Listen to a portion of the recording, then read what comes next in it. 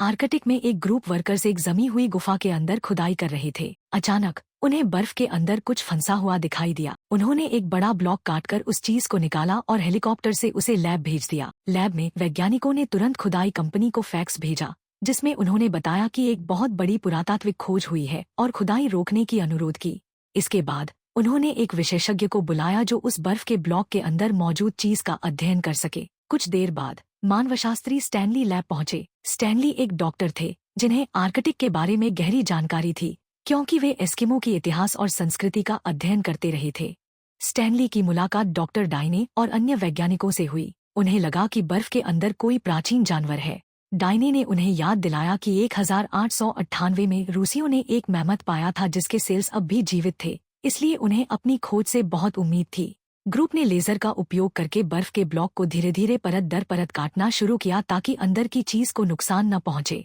लेकिन उनकी उम्मीदों के विपरीत बर्फ के अंदर कोई जानवर नहीं था, बल्कि एक निएंडरथल था। स्टैनली ने उसकी बनावट देखकर निष्कर्ष निकाला कि वह एक शिकारी था जो 20,000 से 40,000 साल पहले जीवित था। स्टैनली उसे और करीब से अध्ययन करना चाहते थे, लेकिन डाइने ने समझाया कि उनका उद्देश्य उस गुफावासी को टुकड़ों में काटकर विभिन्न शोध केंद्रों में भेजना है। वैज्ञानिकों ने गुफावासी को पिघलाया और उसके कपड़े और उपकरण निकाले ताकि ऊतक के नमूने ले सकें। उसका बाईपास लगाया गया और इलेक्ट्रोड से उसके मस्तिष्क की निगरानी की गई। परीक्षणों से पता चला कि निएंडरथल के सेल्स और अंग एकदम सही स्थिति में थे। डाइने ने यह सिद्धांत दिया कि शायद प्राचीन मनुष्यों के पास क्रायोप्रोटेक्टेंट्स थे, जो क्रिस्टलीकरण को रोकने वाले विशेष सेल्स होते हैं। परीक्षणों के बीच वैज्ञानिकों को झटका लगा जब उन्होंने निएंडरथल के मस्तिष्क में हल्की गतिविधि देखी। उन्होंने उसे जीवित करने का फैसला किया और उसे इंटुबेट करके डिफिब्रिलेटर से झटका दिया जब तक कि मजबूत दिल की धड़कन का पता नहीं चला। जब गुफावासी स्थिर हो गया तो उन्होंने उसका मास्क हटाया और निएंडरथल जाग गया। वह अपने आसपास की चीजों और नकाबपोश चेहरों को देखकर घबरा गया। स्टैनली ने अपना मास्क हटाकर उसे शांत किया और गुफावासी एक मानव चेहरा देखकर शांत हो गया। इसके बाद टीम ने उसे इंजेक्शन देकर सुला दिया। बाद में समूह ने निर्णय लिया कि निएंडरथल का भविष्य उन्हें नोबेल पुरस्कार तक ले जा सकता है। आर्कटिक टीम का एक उद्देश्य था क्रायोप्रोटेक्टेंट विकसित करना, जो कैंसर के मरीजों को जमाकर और इलाज के बाद फिर से जीवित कर सके। अब गुफावासी की मौजूदगी से उन्हें लगा कि वे इंसानों को अमर बनाने का तरीका खोज सकते हैं। स्टैनली इस विचार से असहमत थे। उन्होंने कहा कि अमरता गलत है और दुनिया पहले से ही जनसंख्या से भरी हुई है। लेकिन उनकी बात अनसुनी कर दी गई और वैज्ञानिकों ने फैसला किया कि फिलहाल प्रेस को कुछ नहीं बताया जाएगा ताकि निएंडरथल सेलिब्रिटी न बन जाए। स्टैनली ने सुझाव दिया कि गुफावासी को एक प्राकृतिक वातावरण में अध्ययन करना चाहिए ताकि प्राचीन समय के बारे में अधिक समझ आ सके। बहुत मनाने के बाद टीम ने उन्हें 2 हफ्ते के लिए अपना शोध करने की अनुमति दे दी। एक विशेष विवेरियम सेटअप किया गया और गुफावासी को उसमें रखा गया। जब वह जागा तो उसे वातावरण परिचित लगा और उसने अपनी दिनचर्या शुरू की। उसने जामुन का रस पिया, पक्षियों के घोंसलों से अंडे चुराए और शाम को पत्थरों से आग जलाकर अपना खाना पकाया। सुबह वह झरने के नीचे अपना शरीर धोता और अपने लिए एक भाला बनाकर शिकार पर निकल जाता। एक दिन उसने आवाज निकाली जो एक जंगली सुअर को आकर्षित कर गई। सुअर ने उस पर हमला किया, लेकिन गुफावासी ने आखिरी पल में खुद को बचा लिया। सुअर चट्टानों के बीच फंस गया और गुफावासी ने उसे मारकर जीत हासिल की। जब वह मछली पकड़ रहा था तो उसे एक नली मिली। नली के धातु के सिरे को उसने सूंघा और चाटा, फिर जिज्ञासा के साथ उसके पीछे पीछे चलने लगा। नली को खींचते हुए वह एक धातु के दरवाजे तक पहुंचा। उसने दरवाजे को जोर जोर से हिलाया जब तक कि वह खुल नहीं गया। वैज्ञानिकों ने तुरंत दूसरा दरवाजा बंद कर दिया ताकि वह अंदर न आ सके। लैब के जीवों की दहाड़ सुनाई देती है जैसे ही वैज्ञानिक शोर मचाने लगते हैं ताकि गुफावासी को डराकर भगा सकें। गुस्से में निएंडरथल झरने पर चढ़ जाता है और उस मशीन को ढूंढ लेता है जो इसे चलाती है। वह मशीन को तोड़ने की कोशिश करता है और दीवार पर जोर जोर से वार करता है, जिससे एक वैज्ञानिक विवेरियम के अंदर जाता है और उसे ट्रैंक्विलाइजर डार्ट से शूट कर देता है। इसके बाद वे उसे एक स्ट्रेचर पर रखकर ऑपरेशन रूम ले जाते हैं, जहां वे उसके नमूने लेने की योजना बनाते हैं। स्टैनली घबरा जाता है और याद दिलाता है कि उसके 2 हफ्ते अभी खत्म नहीं हुए हैं, लेकिन डाइने उसे चीजों को वैसे ही स्वीकार करने को कहती है जैसे वे हैं। शाम को स्टैनली डाइने को एक वीडियो दिखाता है जिसमें अलग अलग जनजातियों को आग पर नाचते हुए दिखाया गया है। डाइने इसे नर्व ब्लॉक का प्रभाव कहती है। स्टैनली बताता है कि यह सिर्फ दर्द न होने को समझाता है, लेकिन त्वचा पर फफोले न होने का कारण नहीं बताता। इसके बाद वह वीडियो को आगे बढ़ाता है और एक सीन दिखाता है जिसमें एक आदिवासी आदमी अपने दोस्त के चेहरे पर सुई डाल रहा है क्योंकि खून नहीं निकल रहा। स्टैनली सोचता है कि वे कोई ऐसा रसायन पैदा कर रहे हैं जो उनके ऊतकों को सुरक्षित रखता है। वह सिद्धांत देता है कि गुफावासी भी ऐसा ही कोई रसायन बनाता है और डायने को और अध्ययन करने के लिए मना लेता है। जब निएंडरथल को वापस विवेरियम में रखा जाता है, स्टैनली भी उसके अंदर जाता है, बिना किसी हथियार या वस्तु के, ताकि वह उसे डरा न सके। निएंडरथल सतर्क होकर इधर उधर दौड़ने लगता है, दहाड़ता है और खुद को बचाने के लिए जगह ढूंढता है। स्टैनली डरता है, लेकिन धीरे धीरे उसके पास पहुंचता है, जब तक कि वे आमने सामने नहीं हो जाते। थोड़ी झिझक के बाद निएंडरथल स्टैनली पर छलांग लगाता है और उसे पत्थर से मारने की तैयारी करता है, लेकिन ऊपर से एक वैज्ञानिक की आवाज सुनकर उसका ध्यान भटक जाता है। चूंकि स्टैनली कोई प्रतिरोध नहीं करता, निएंडरथल पत्थर छोड़ देता है। इसके बाद वह स्टैनली को करीब से देखता है और उसके शरीर को अपने शरीर से अलग पाता है। वह अपनी उंगलियां स्टैनली के मुंह में डालता है, उसके कपड़े खींचता है और उसके शरीर के हिस्सों को दबाकर देखता है कि कुछ गायब तो नहीं है। स्टैनली दर्द से चिल्लाता है और निएंडरथल पीछे हट जाता है। फिर वह अपना नाम अरू बताता है, जिसे स्टैनली बदलकर चार्ली कर देता है। बदले में स्टैनली उसे अपना नाम सिखाता है और चार्ली को हंसा भी देता है। स्टैनली चार्ली के सीने पर बने घावों के निशान देखता है और उनके बारे में पूछता है। चार्ली उन्हें बेटा कहता है और ऊपर की ओर इशारा करता है। घावों का आकार और उसका इशारा स्टैनली को सोचने पर मजबूर करता है कि इसका मतलब पक्षी हो सकता है।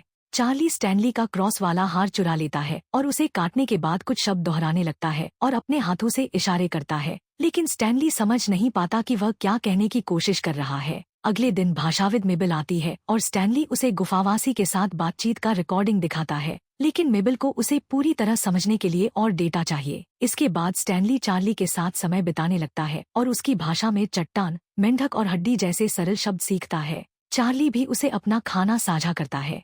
बदले में स्टैनली उसे अंग्रेजी के आसान शब्द सिखाता है। मेबल कैमरों पर यह सब देखती है और चार्ली की बड़ी शब्दावली से प्रभावित होती है। एक रात जब वे आग के पास बैठे होते हैं, स्टैनली गाना गाने लगता है।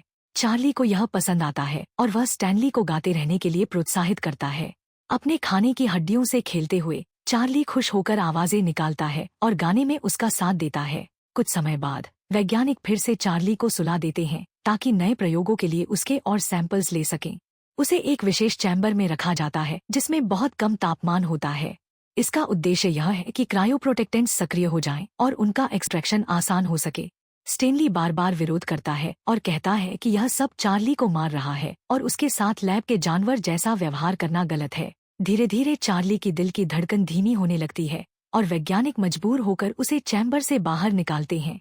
बाद में विवेरियम में चार्ली गुस्से में स्टैनली पर चिल्लाता है क्योंकि वह इन प्रयोगों और नए घावों से नाराज है। अचानक चार्ली स्टैनली की ओर झपटता है और उस पर हमला करने का नाटक करता है। अपने भाले को जमीन पर मारते हुए वह अपने सीने पर भाले से चोट करता है, जैसे वह स्टैनली से अपनी जिंदगी खत्म करने की गुहार कर रहा हो। स्टैनली मना कर देता है और संघर्ष के बाद विवेरियम से बाहर चला जाता है। बाद में स्टैनली निजी तौर पर डायने से मदद मांगता है। उसका कहना है कि ये सारे प्रयोग चार्ली को अलग थलग कर रहे हैं और वैज्ञानिकों का उसके साथ संपर्क टूटता जा रहा है। स्टैनली सुझाव देता है कि डायने को विवेरियम में चलना चाहिए क्योंकि एक महिला की मौजूदगी शायद चार्ली को शांत कर सके। जब वे विवेरियम में प्रवेश करते हैं तो चार्ली के हाथ घायल होते हैं और वह रॉक पाउडर का उपयोग करके अपने घावों का एक पक्षी का आकार जमीन पर बना रहा होता है। डायने घबराई हुई होती है और तभी चार्ली तुरंत उसकी ओर दौड़ता है, उसे करीब से देखने के लिए। चार्ली डायने को सूंघता है और अपना खाना उसके साथ साझा करता है। डायने चार्ली को नाराज न करते हुए वह खाना खाती है जो कीड़ों से बना होता है।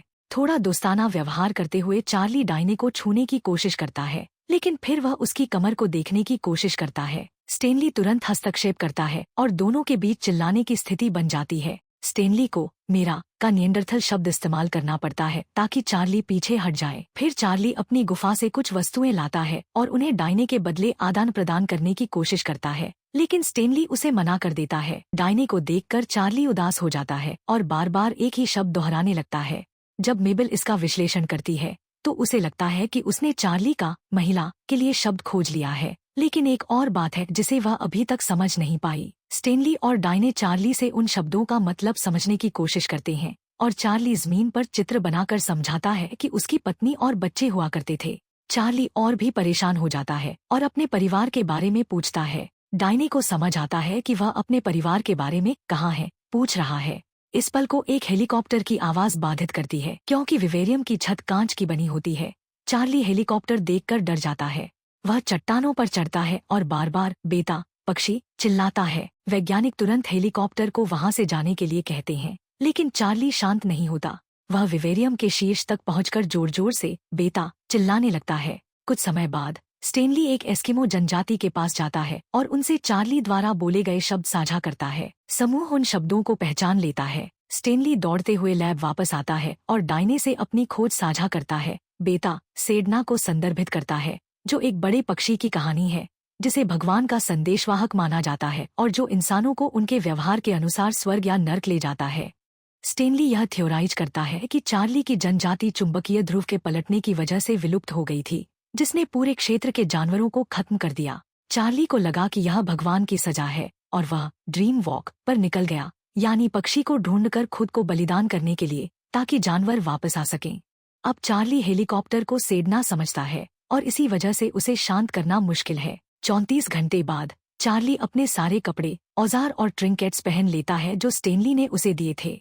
वह कुचले हुए जामुन का उपयोग करके अपनी त्वचा को पेंट करता है और लगातार जप करता रहता है, जैसे वह अपने भगवान की वापसी का इंतजार कर रहा हो। जब भी स्टेनली विवेरियम में प्रवेश करता है, चार्ली छिप जाता है और बात करने से मना कर देता है। एक दिन चार्ली सीढ़ियों से नीचे जाता है और स्टेनली को बार बार देखकर समझ चुका होता है कि उसे बटन दबाना है। वह लैब में चुपके से प्रवेश करता है और ध्यान रखता है कि कोई वैज्ञानिक उसे देख न ले। एक खाली गलियारे में वह एक दर्पण देखता है और अपने प्रतिबिंब पर गरजता है। अपने प्रतिबिंब को एक अन्य व्यक्ति समझते हुए चार्ली भाले से दर्पण को तोड़ देता है। तभी उसे स्पीकर से आवाज सुनाई देती है और वह डरकर गलियारे से भाग जाता है। आगे बढ़ते हुए वह एक कमरे में पहुंचता है जहां सभी लैब जानवर होते हैं। चार्ली पक्षी को देखता है, लेकिन भालू की गर्जना सुनकर वह आगे बढ़ जाता है। जब वह अगले गलियारे में जाने की कोशिश करता है तो वह कांच के दरवाजों से टकरा जाता है। जल्दी से वह फिर से कोशिश करता है और दरवाजे स्वचालित रूप से खुल जाते हैं, जिससे उसे एक और कमरे में जाने का रास्ता मिल जाता है। उसी समय चार्ली को एक वाहन की आवाज सुनाई देती है, जिससे वह डर जाता है और एक कॉपी मशीन के पीछे छिप जाता है। हालांकि गलती से वह मशीन को चालू कर देता है और दोबारा डरकर भागने लगता है। इसके बाद वह लिफ्ट की आवाज से चौंक जाता है और एक लैब में घुस जाता है। वहां वह एक एसिड की जार तोड़ देता है, जिससे उसके हाथ पर हल्की जलन हो जाती है। इसी बीच वैज्ञानिक लाइट्स बंद कर देते हैं, जिससे चार्ली घबरा जाता है। वह फर्नीचर पर चढ़ने की कोशिश करता है, लेकिन बार बार फिसलता है और उपकरण तोड़ता रहता है। एक वैज्ञानिक शोर सुनकर वहां आता है और जैसे ही लाइट्स ऑन करता है, चार्ली चौंक जाता है। डर के मारे चार्ली तुरंत हमला कर देता है और भाले से उस वैज्ञानिक को मार देता है। इसके बाद चार्ली फिर से भागने लगता है। अचानक अलार्म की आवाज सुनकर वह और भी परेशान हो जाता है। वह एक दरवाजे से होकर गुजरता है और एक सुरंग में प्रवेश करता है, जो अंदर जाते ही ठंडी होती जाती है। आखिरकार जब चार्ली आग के दरवाजे तक पहुंचता है, तो वह जल्दी से बाहर निकल जाता है। बाहर आते ही वह हेलीकॉप्टर को देखता है और उसकी ओर दौड़ता है। पायलट उसे रोकने के लिए हेलीकॉप्टर के स्की से उसे टक्कर मारता है, जिससे चार्ली बेहोश हो जाता है। वैज्ञानिक वहां पहुंचकर चार्ली को वापस अंदर ले आते हैं। कुछ समय बाद वे एक्सरे रिपोर्ट देखते हैं, जो पुष्टि करती है कि चार्ली को कोई हड्डी का फ्रैक्चर या सिर की चोट नहीं है। वैज्ञानिक स्टेनली पर गुस्सा करते हैं और अपने साथी की मौत के लिए उसके शोध को जिम्मेदार ठहराते हैं। वे घोषणा करते हैं कि अब प्रयोग खत्म हो चुके हैं और चार्ली को किसी दूसरी सुविधा में भेजा जाएगा। स्टेनली समझाने की कोशिश करता है कि अगर चार्ली को पिंजरे में रखा गया तो वह मर जाएगा, लेकिन उसकी बातों को नजरअंदाज कर दिया जाता है। स्टेनली हार नहीं मानता और दरवाजे की रखवाली करने वाले गार्ड से चुपके से एक सौदा करता है। जल्द ही स्टेनली फरों का एक गुच्छा लेकर विवेरियम में प्रवेश करता है। चार्ली को ठंड से बचाने के लिए वह उसे फर पहनाता है और उसे बाहर सैर पर ले जाता है। वैज्ञानिकों को जब यह पता चलता है, तो वे उनके पैरों के निशानों का पीछा करते हुए उन्हें बर्फ में ढूंढने निकलते हैं। जैसे ही दोनों आगे बढ़ते हैं, बर्फ की चट्टानें गिरने लगती हैं और अचानक जमीन में एक गहरी दरार बन जाती है, जो स्टेनली और चार्ली को अलग कर देती है। जब हेलीकॉप्टर आखिरकार उन्हें ढूंढ लेता है, चार्ली खुश होकर बेटा चिल्लाता है और छलांग लगाता है। वह हेलीकॉप्टर के स्की को पकड़ने में कामयाब हो जाता है और उड़ान के दौरान खुशी खुशी गाने लगता है। एक पायलट उसे पकड़ने की कोशिश करता है, तो चार्ली स्की को छोड़ देता है और हवा में कुछ मील तक ग्लाइड करता है। अच्छे मूड में आखिरकार चार्ली अपनी जिंदगी का अंत पाता है।